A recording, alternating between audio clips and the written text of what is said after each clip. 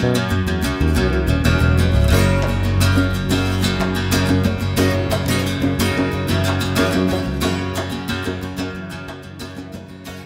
my friends. Welcome to this week's newscast. Starting off with wars and rumors of wars. On Sunday, February 8th, Hezbollah and President Assad's troops launched a new operation to reclaim swaths of territory captured recently by rebels and jihadists in southern Syria near the Golan. Then on Monday, February 9th, Israeli forces destroyed the remains of a cross-border tunnel from Gaza into Israel. 5 Israeli Arabs involved in the creation of a terror attack under the command of Fatah operative Marwan Khalil Jayoussi included dozens of residents in eastern Jerusalem were indicted on Monday. Their activities included hurling firebombs, fireworks, stones, and explosives at Israeli security forces and Jewish homes. On Tuesday, February 10th, in bombardments and clashes between Egyptian armed forces and jihadists in northern Sinai, 17 terrorists were killed. Egypt and Russia have signed a memorandum of understanding to build the first nuclear plant in the northern city of El Dabaa. President Sisi also said that Cairo would be strengthening its military cooperation with Moscow. Jordan deployed thousands of troops at its border with Iraq to prevent the infiltration of ISIS fighters. And the Sinai-based militant group Ansar Beit al-Maqdis released a video last week showing the beheading of 8 men from North Sinai tribes, allegedly for collaborating with the Egyptian armed forces and Israeli Mossad. The video shows the men being decapitated by militants wearing military uniforms and black scarves around their heads, before displaying some of their bodies along the side of the road in broad daylight. Then on Wednesday, February 11th, Israel stood on the brink of all-out conflict with Hezbollah after launching air and ground strikes against the Lebanese Shia group in retaliation for an attack on a military convoy that killed 2 soldiers and injured 7 others. A Spanish member of a United Nations peacekeeping force was also killed in the border town of Gharjar, which straddles the frontier between Israel and Lebanon. Then yesterday, February 16th, Iranian Revolutionary Guards Brigade Commander Qasem Soleimani arrived in the western countryside of Daraa province in southern Syria. The Syrian army and its allies have just launched a large-scale offensive in an attempt to regain that area. One notable aspect of this Iranian intervention is that it is occurring near the Syrian border with Israel. In other words, the IRGC is now confronting Israel face to face. This public presence is a major Iranian message of defiance to the United States and Israel.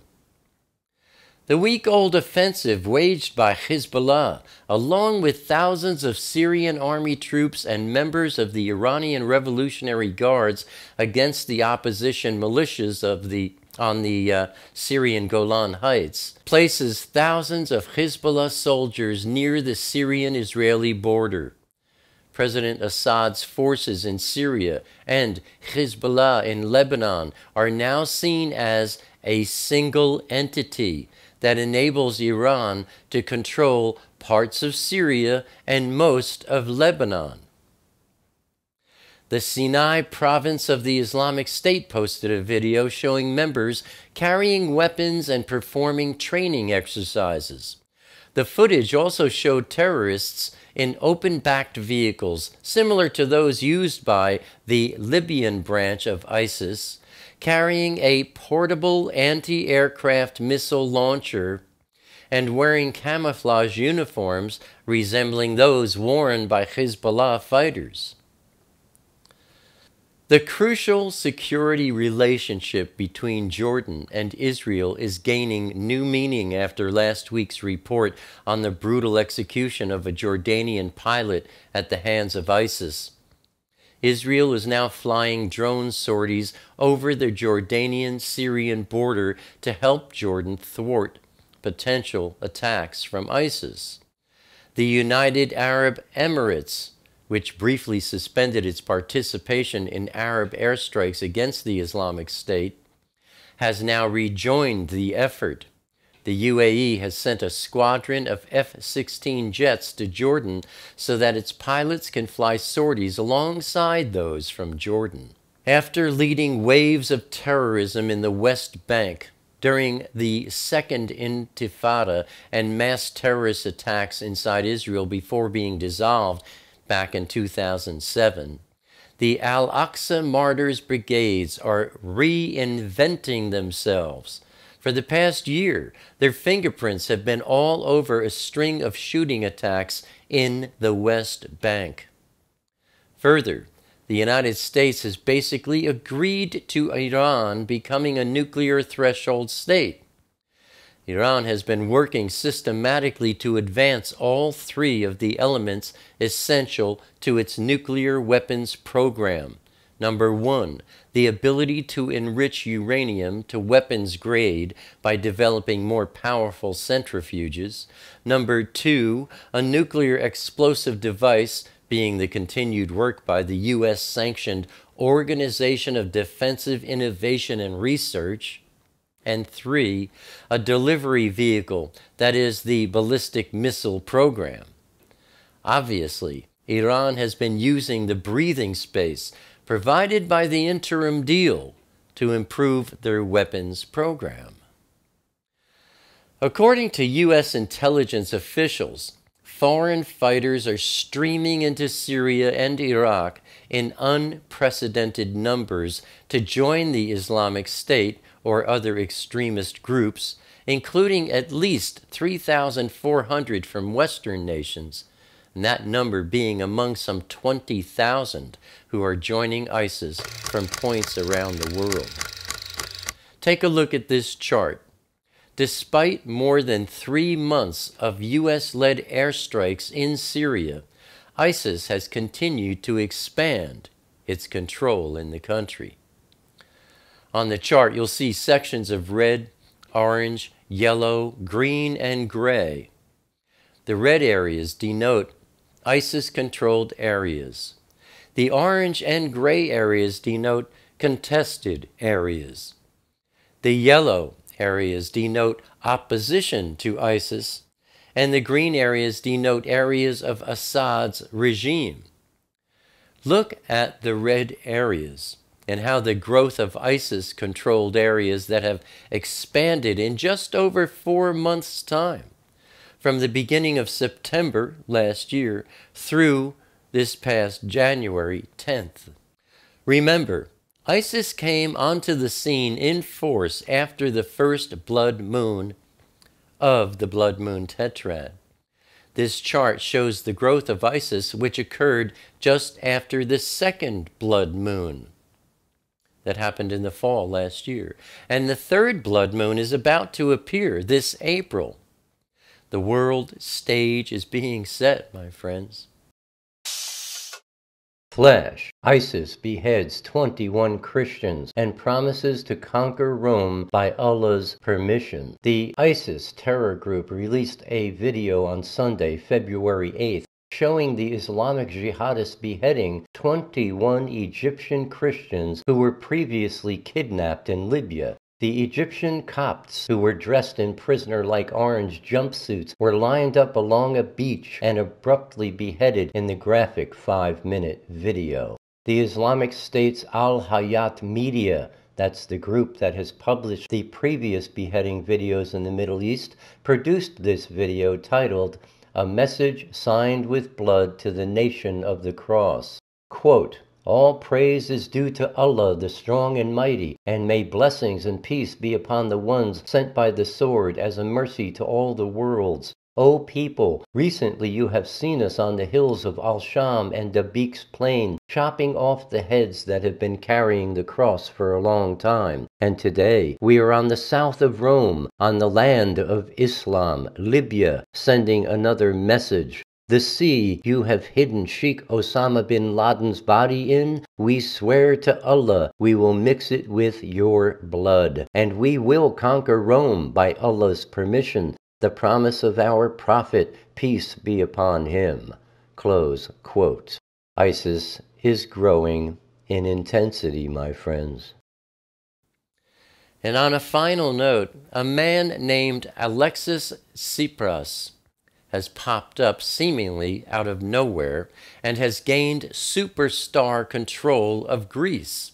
He's backed by billionaire George Soros, and he has formed an alliance with Russia. Also, he's an atheist, and he's talking with Pope Francis about a peace treaty between Israel and the Palestinians. Many are asking, is this guy the Antichrist? But I urge you, my friends, don't go there. We are looking and watching for Yeshua, not for the lawless one. Again, I urge you, please control your surfing habits on the internet. Don't allow yourself hours and hours spending time on websites that present fantastic notions about things. There are forces behind many websites that will bring demonic attachments into your life, creating darkness and confusion all around you, filling your head with lies, causing you to stop loving the truth. Such rabbit holes are extremely dangerous, especially now that the darkness is growing at such a fast pace. Please, I urge you once again, be very selective about what you allow yourself to absorb on the internet.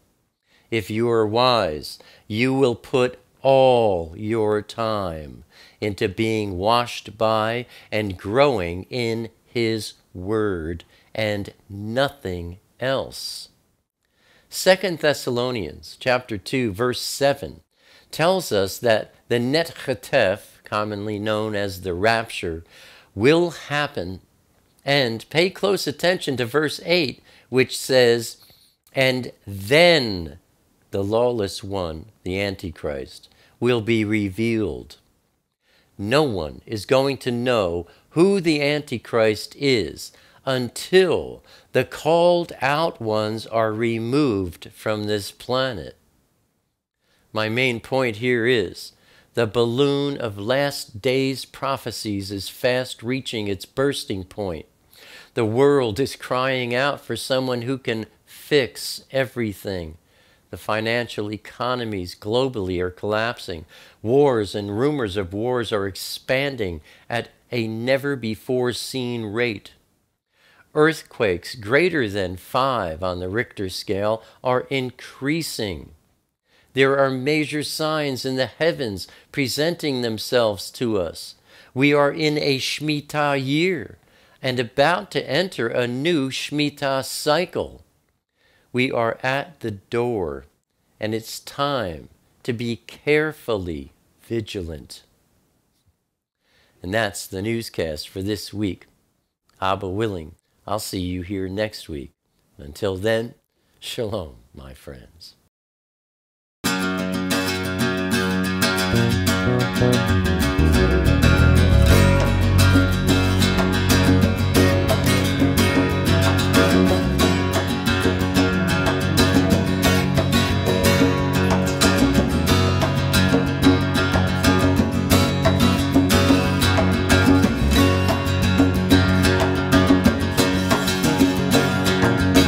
I don't like crowded rooms. I need more space than I consume.